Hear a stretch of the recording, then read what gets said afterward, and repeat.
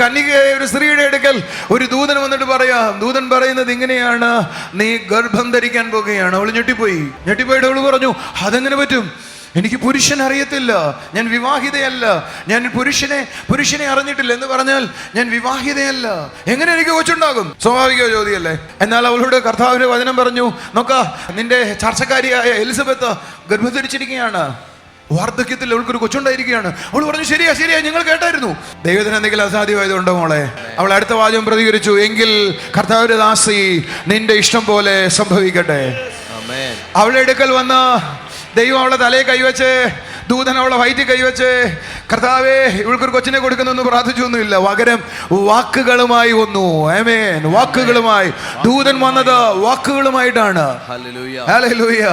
നീ ഗർഭം ധരിച്ച് ഒരു ശിശുവിനെ പ്രസവിക്കും. അതായിരുന്നു സ്വർഗ്ഗമായ വേർഡ്. ഹല്ലേലൂയ. ആ വേർഡ് അവൾ യെസ് എന്ന് പറഞ്ഞപ്പോ ആ വേർഡ് അവളുടെ ഉദരത്തിലേക്ക് കയറിയിട്ട് പുരുഷനില്ലാതെ ഒരു ശിശുവിനെ ഉളവാക്കി. മറിയയുടെ ഉദരത്തിൽ ഒരു ബീജം ചെന്നതുകൊണ്ടല്ല ശിശു ഉണ്ടായത്, പകരം വാക്ക് ചെന്നതുകൊണ്ട് ശിശു ഉണ്ടായത്.